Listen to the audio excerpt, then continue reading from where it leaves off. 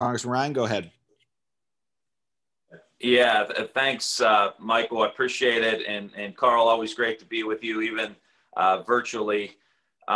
This is really one of the great honors of my career, is to have helped pass the naming of the Youngstown VA clinic after Carl Nunziato.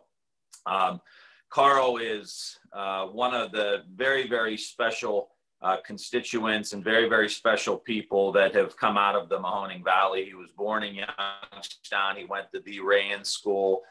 He married Clara, his high school sweetheart. He went on to serve his country in Vietnam. And while he was in Vietnam, he lost both of his legs. And while that may have set someone back, many people back, I think it revealed the true character of Carl Nunziato. And if you would talk to anybody that served with him in Vietnam, anybody that knows him, has lived with him, has worked with him, they know that if there's one phrase that captures the spirit of Carl Nunziato, it's never give up. And Carl came back from Vietnam. He checked into Case Western Reserve Law School. He became a lawyer. And as a person with disabilities, he was struggling to get access to courthouses, like so many other people back in those years were unable to access the legal system. And this began the next phase of Carl's journey. And why he's such a special person is that he, through all of the challenges of the legal system and society at that point, Carl never gave up.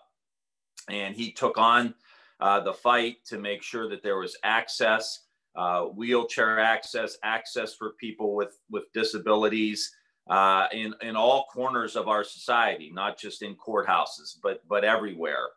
And he also wanted to have a focus on the Vietnam veterans who were coming back. And what Carl did in the Mahoning Valley was he took the flag, he took up the fight.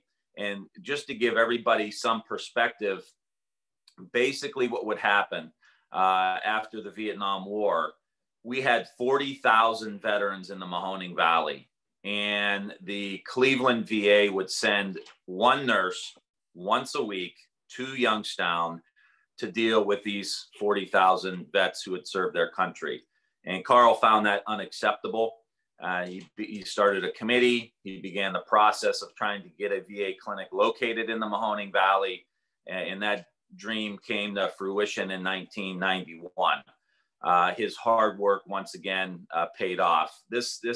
I cannot express or explain really in just a couple of minutes of the fighting spirit of Carl Nunziato, but we wanted to honor him for all of his service, and his wife Clara for her support and their leadership through all these years for what they've done for veterans, people with disabilities, and a specific focus on Vietnam veterans who came back to this country with not the warmest welcome, and Carl has took up that cause.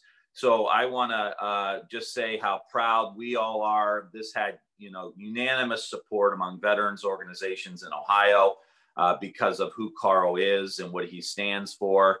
And before I pass it to Carl, I just want to say, for those of us who grew up in this community, who grew up in the Mahoning Valley, Carl really embodies the best of who we are. His grit, his determination, his big-heartedness, his idea of fairness, and being willing to fight for that fairness for all Americans. He's just a special guy, and this is a heck of an honor for all of us. And we love you, Carl, and we can't thank you enough for all of your leadership. And let me introduce all of you to Carl Nunziato. Congressman Tim, thank you. You are the veteran's hero. Thank you for your support. Thank you for all you've done and for all you will continue to do for our veterans.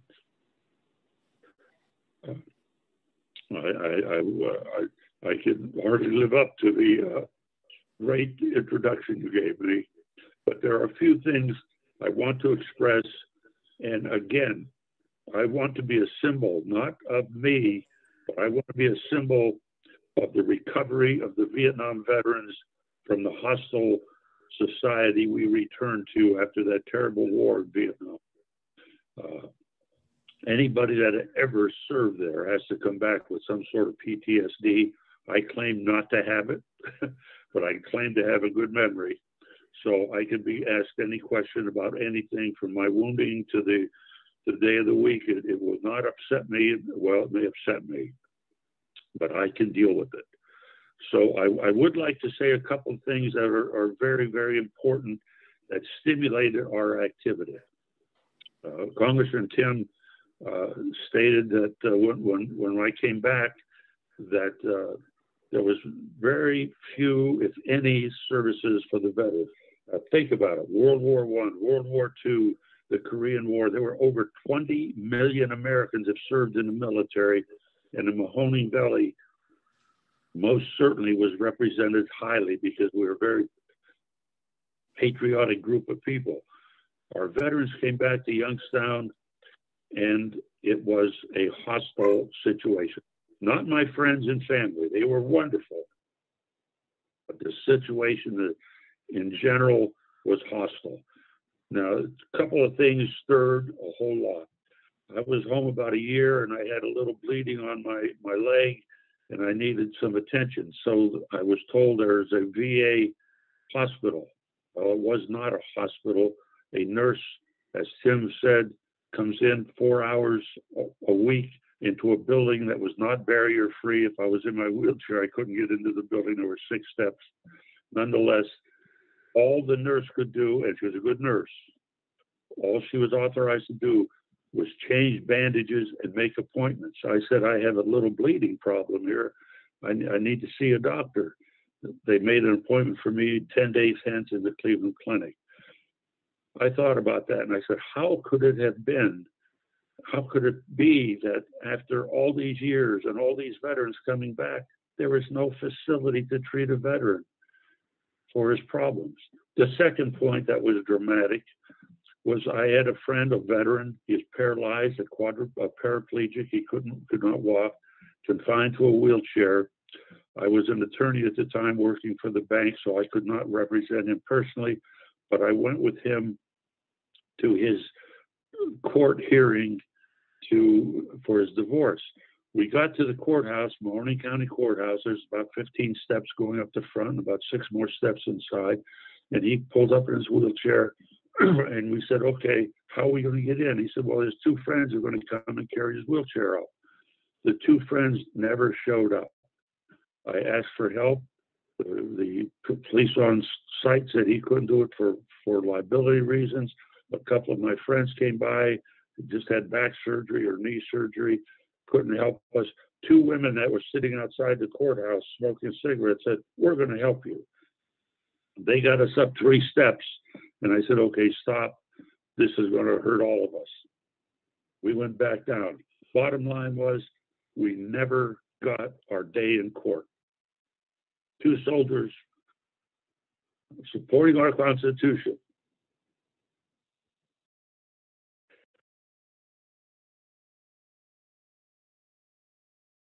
could not get into our court.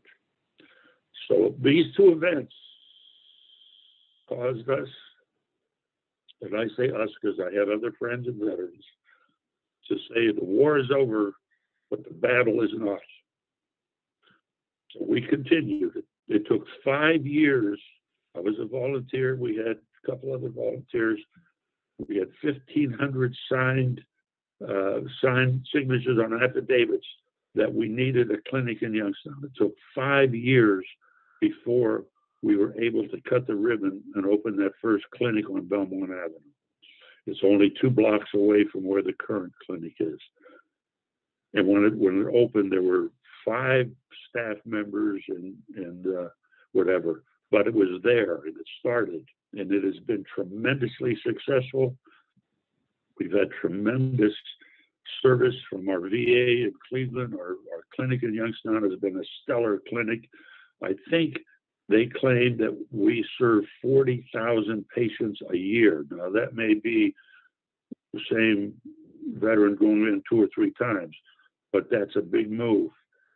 The first clinic, as I said, was there was no clinic. It was just a representative. So we got that. After that, we spent the next, and sounds strange, but it was 15 years to get barrier-free architecture installed in the Youngstown area. And this is before the American with the Disabilities Act was approved nationally. This was done one-on-one, person-to-person, building to building. When I came back, I could not get into my doctor's office. My dentist was down 2 flights of stairs. My church had 15 steps going up to get into the church at Mount Carmel.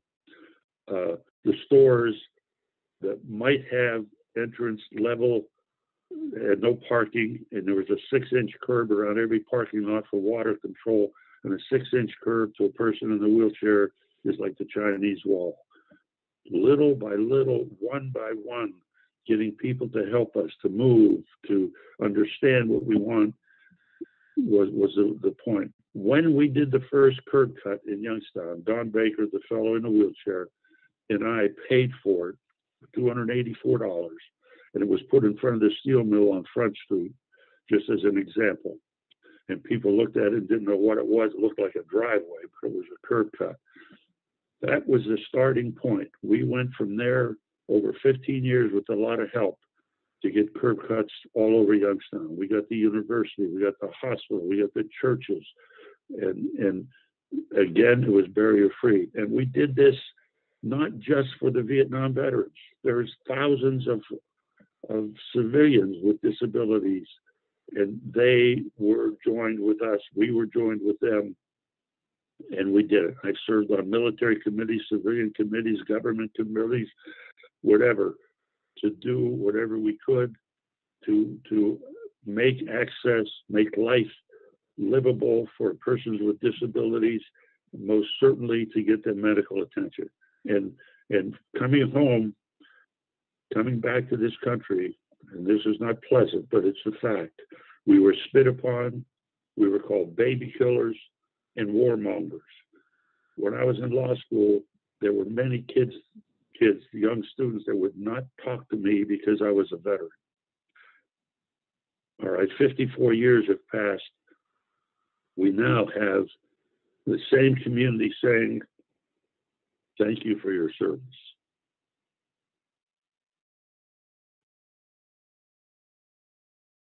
That's a big move. Took a long time, but it's a big move, and it was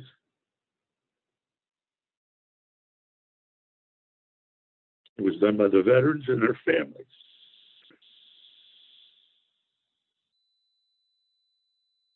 And that's, excuse me, sometimes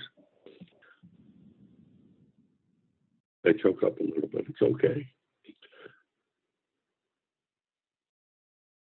The families of the veterans sacrificed.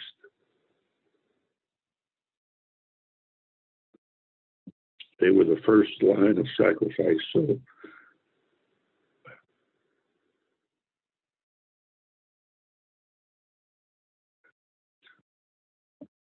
thank God for that.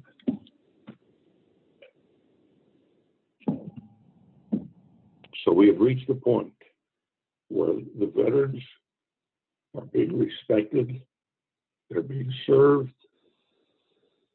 These civilians with disabilities are being served. At one time, the state of Ohio had 11 million people. There were 1 million housebound people due to illness and disabilities, that they were the unseen population. Nobody even knew they existed other than their families. And let alone, when we came back, added thousands of veterans to it. Excuse me. But the progress has been made. Senator Sherrod Brown, Senator Bob Portman, led by our Congressman Tim Ryan, and supported by one of our super veterans, Leo Conley, who nominated me for this honor. And I take this as the greatest honor there is. But I have one request. I want it to be a symbol. The symbol of the Vietnam veterans.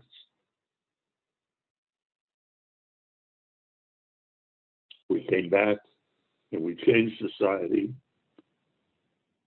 And we made the country livable and respectable for our veterans. That was our mission. We never gave up, and we won't give up. But we've made the mission. We have accomplished, we have taken the hill, we have made the mission.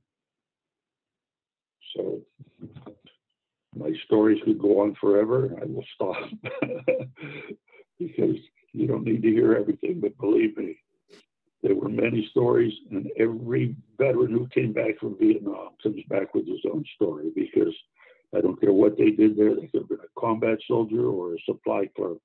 They all had a story. And I'm honored, and I respect everybody that helped.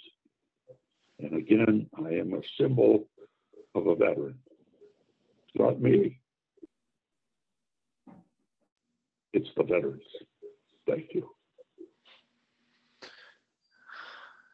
Thanks, Carl. I think everybody can hear and feel why Carl is such a special guy. You can have a lot of fight in you and still have a big heart and a noble cause that you're fighting for. So, Carl, we love you, man. Big hug to you. Just one note before we take any questions that the press may have. Local artist Ray Simon is doing a portrait of Carl for the clinic, and it will hang in the lobby of the VA clinic that will bear Carl's name. So this is a Youngstown through and through. But Carl, we love you, and we'll open it up to the press. And if there's any questions. Thank you, sir. Carl. Thank you. Yeah, we love you, man.